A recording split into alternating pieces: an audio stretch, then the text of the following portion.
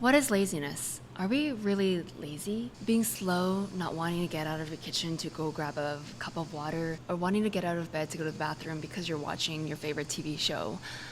That may be laziness. But when it comes to working out, starting new projects, working at your new job, or starting your own YouTube channel, most of that may not be because of laziness, but because you don't know your why. Hi friends, welcome back to Half Bloom. I am your host Nadia, and today I wanted to talk about laziness and how laziness may not actually be laziness. It might be a lack of drive or motivation. But before we go on to talk about the rest of this idea, I wanted to first talk about the coffee, because we do love our coffee here and we cannot forget to talk about our coffee all the time. I have a Colombian coffee. It's called ginger ale. It's got tropical and spicy notes of like tiny bit of cardamom and like guava in it.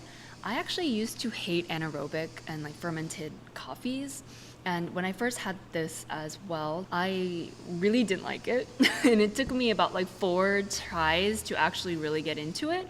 And now I feel like it's one of those coffees where, because it tastes like a tropical acai bowl, but like not like acai, but like tropical smoothie bowl, it gets me up in the morning. And it's one of those refreshing and very punchy kinds of coffees that I like to drink whenever I'm starting a new project or I need to get my brain rolling. So that's why I decided to choose this, because we need to pull ourselves out of this laziness, which is, like I said, may not necessarily be able to be called laziness at all. So, story time. My dad used to say that laziness was worse than any other disease out there, and this was coming from a guy who had diabetes. I know that biologically, us as children are not able to really get up in the morning. Like, our circadian rhythm is actually different when we're a little kid, or like just kids, versus when we're an adult. And so I don't know why we never decided to start school at like 8, 9 p.m. or a.m. instead of like 7:30, especially if you had zero period, you know what I mean? It's so early in the morning, and my bed was my favorite place, and I had a hard time getting up in the morning. And I also, sometimes when my dad would come and ask me to help my mom with a chore, it took me forever to get out of my room and downstairs to help her. And that's why I think he used to say that you can't be lazy, you shouldn't be lazy. And I think it was because he was scared that my laziness as a kid would kind of progress into my lifestyle, into my, as an adult. And he was worried that if I wasn't able to pick myself up fast enough, then I wouldn't be able to accomplish the things later in life. But funny thing is, now that I'm an adult, I actually can't really stay in bed. I have the strong urge and need to get out and move and do something. A lot of the times it's because I feel like poop when I don't actually do anything, and so I feel like I need to overcompensate and do a lot of things.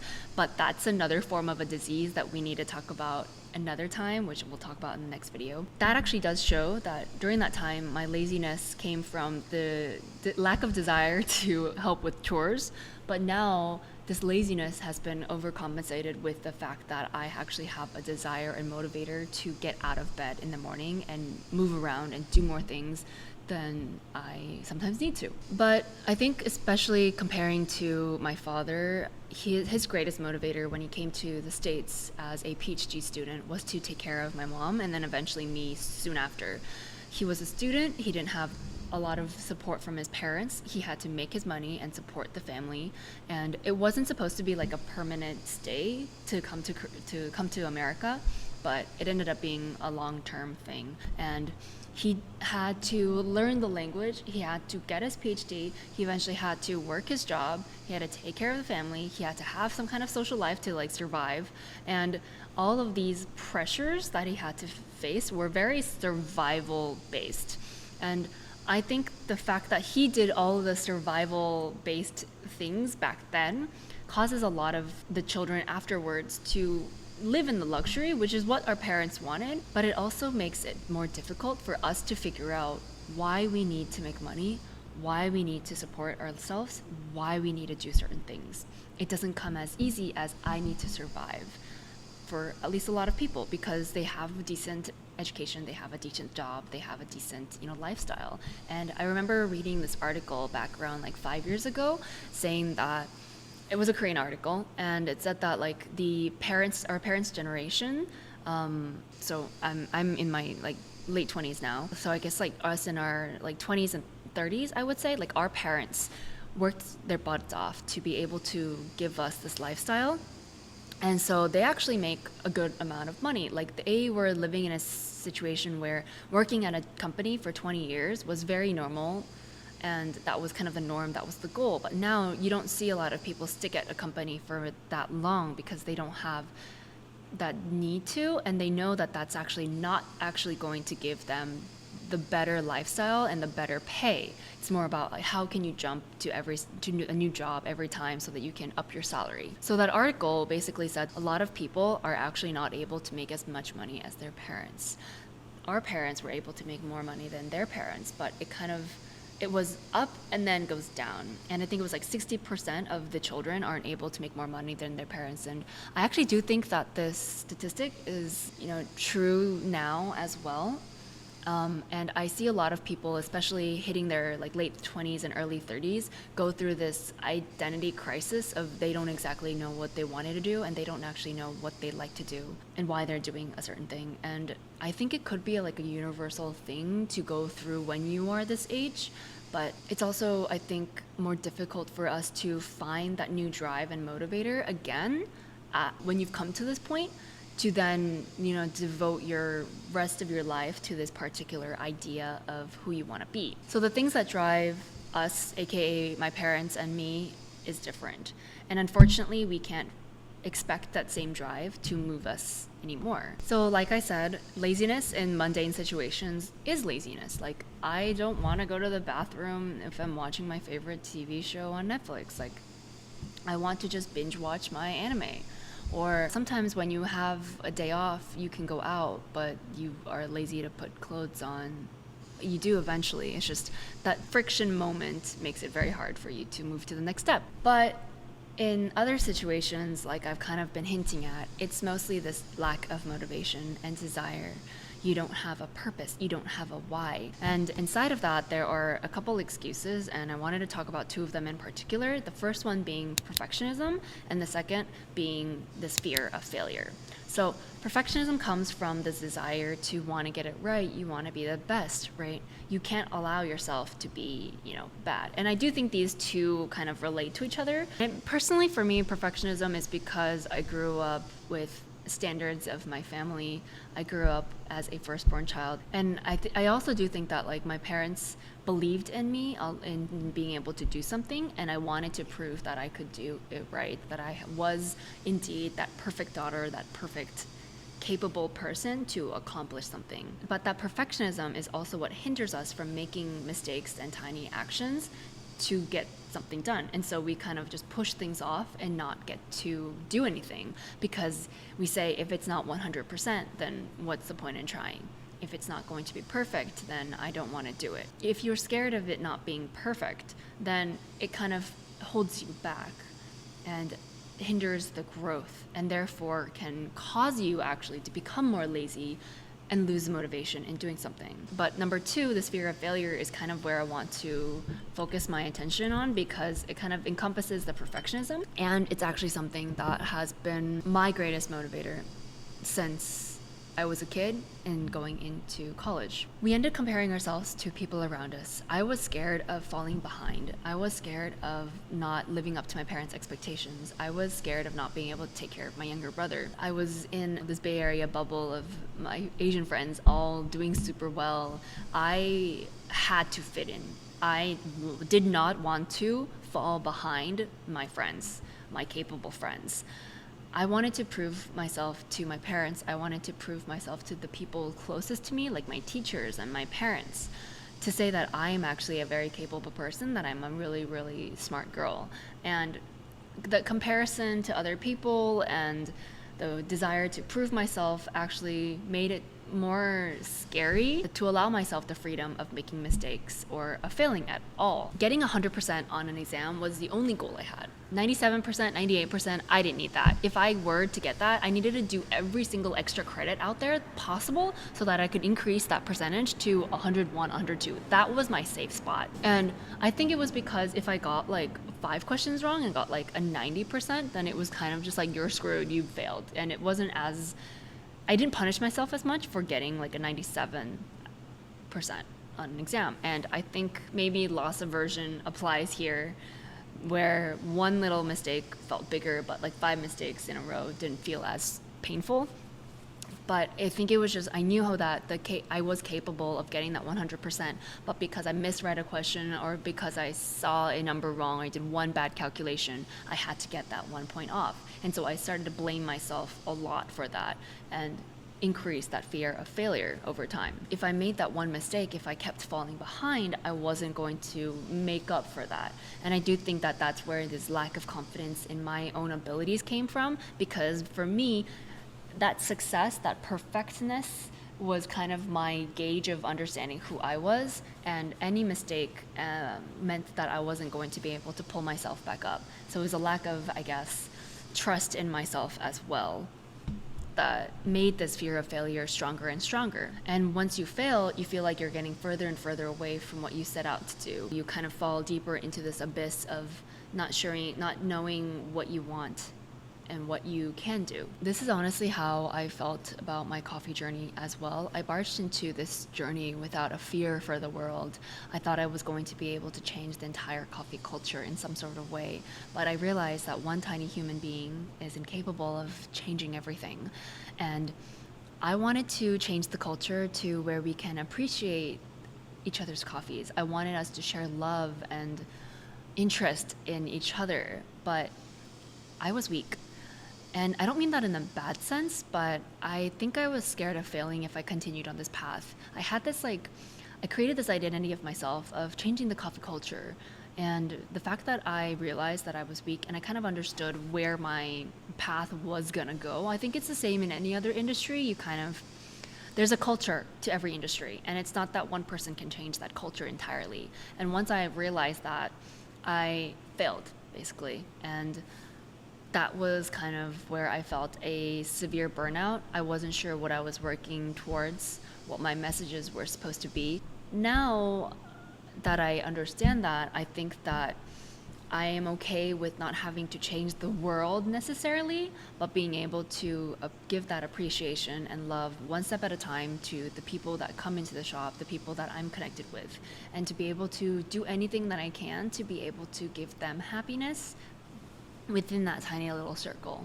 And so being able to change the motivator and the desire, I think, has been a struggle that I've had to go through recently. But it was a fear of failure that I think did give me a burnout this time, and something that I've always have to be careful of in anything that I do, and changing that mindset to not necessarily a fear of failure, but why do you do something and why is it okay if you do fail?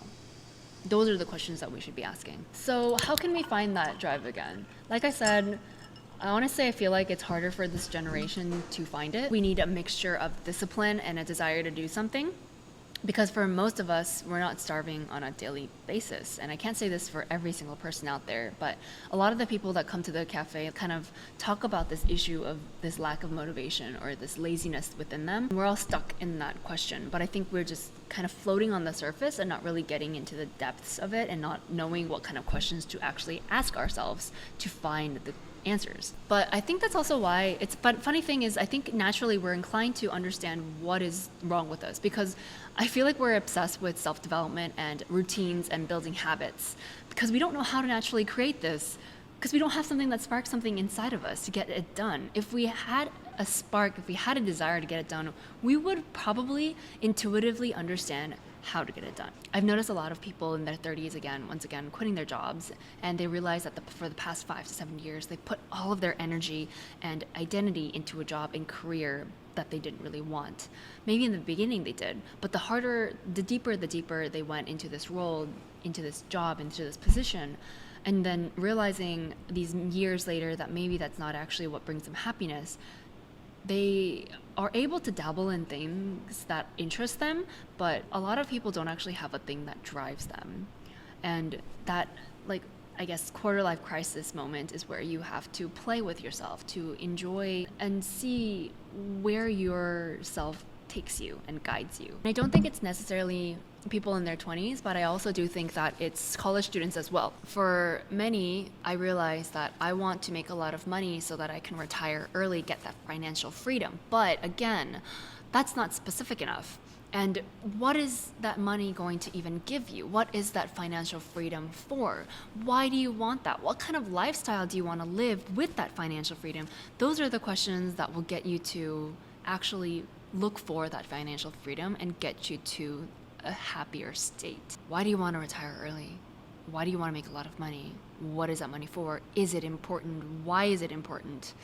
Continuously asking yourself these kinds of questions, I think, is important. So what can we do? Focus on asking ourselves questions of what kind of opportunities can I find and hold on to, more so than trying to find this passion or do what you like kind of advice. We need to expose ourselves to as many things and people and environments and situations as possible to even get an understanding of what we like and who we are, rather than trying to find this passion project within us, because there's only so much we've built within us to be able to find something. Like, you can't force yourself, your inner self, to say, pull out something, rather than just putting yourself in these situations and allowing the environment and other people to guide you through understanding yourself and becoming a mirror in the reflection of who you want to be. Yes, desire and frustration and fear do drive us to action. And if frustration and fear can't get us to positively move forward because we're stuck in that frustration and fear, then we need to find that desire to get to the next point.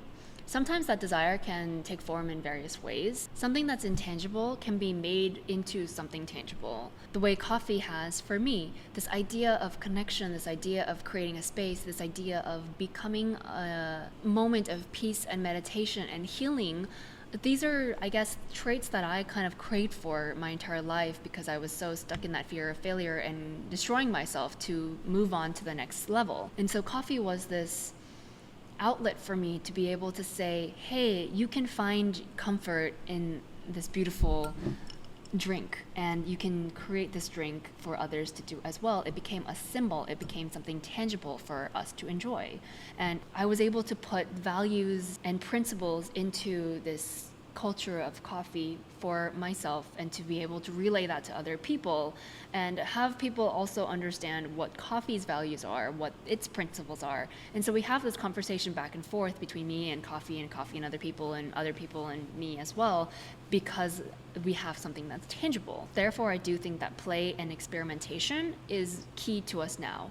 I just happened to go to a one-day coffee class and I fell in love with it, and that's kind of what drove me until now. And naturally, we're inclined to do something when we're left alone. We don't stand still, especially when we feel the desire to do something with our lives. We don't just sit there and not do anything and wallow. We actually will go out and maybe even take a walk, because we know that it'll heal something within us. And finding those moments of what do you do naturally when you feel lazy is what will help you and guide you to understand your desire, your frustration, and your fears. So those negative feelings of fear of rejection, fear of failure, and perfectionism is what got me to move forward every single time until now. So finding what you might like may not cover for these kinds of insecurities. So that actually may be the first step, is to understand your insecurities. It's because that fear of failure can come from some kind of insecurity that you have. And so attacking that first, and then keeping an open mind to yourself, is, I think, the first step in understanding your desires. Because if you keep carrying that barricade along with you as you're trying to experiment with yourself, you're still always going to find this moment of friction and you're going to bounce back. Going to the positive parts of this, there's definitely something out there that you are better at than other people. And even if you don't feel like you're better at something than other people, your experience is completely unique to you. And so whether you are an inch taller than someone else who has the exact same situation as you, you're going to have a different story. And that story in itself cannot be replicated. So I urge you to find some comfort in that, because finding comfort with yourself is the first step to then observing yourself and your actions, and then the world around you. That will help you understand and find your position, your universe amongst the other people's universes out there. And comfort does not need to be a full recovery from your insecurities. It's just being okay with one tiny little thing to get you to calm yourself down when you have all these negative feelings about, oh, I'm lazy, oh, I can't do this, oh, I'm not going to be perfect at this, etc. For me, for example, it's the fact that I am a polyglot living in America as a fully Korean American. Like, I'm a foreigner here running a business. in this foreign country and embracing all the handicaps that I've had and covering them up so that everyone else around me is fooled. Like, I like to say that people think that I am a Korean that speaks English really well, where in fact I'm just an American that speaks Korean very well. I have not succeeded in the general sense of society, but I am proud to be able to adapt and learn over and over again and not standing still. When I first came to Korea, I rejected the fact that I had to stay here for this long period of time. But once I was able to find comfort in giving myself this third person point of view of saying, hey, look, I created this identity of Nadia in the States. What would that look like if I created that identity here now in Korea? That would be fun to watch.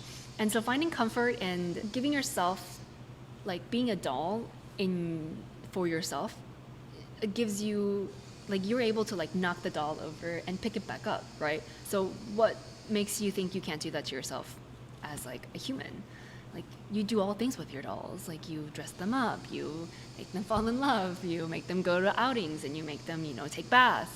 You can do that to yourself too, and find comfort in that because you're still in control of that doll. Of course, it is still excruciatingly difficult to change some aspects of myself when I'm trying to grow out of this shell as well. There are moments where I am still confused about my motivation and desire, my why, and asking myself questions over and over and over and over and over again takes time, and I'm still in the process. But I'd like to leave you guys with some questions to ponder, and I'm gonna answer these questions myself as well for the next week. Number 1. What negative motivations leave you being lazy, aka no motivation? Number 2, what makes you smile?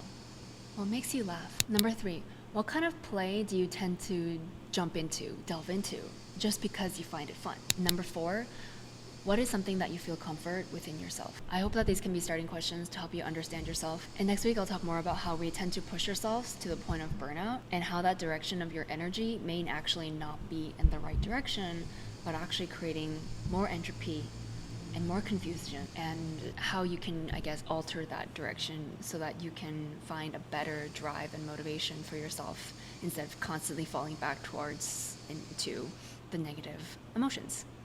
And of course, ruining your health in the process. So thank you guys for listening, and I'll see you guys next week.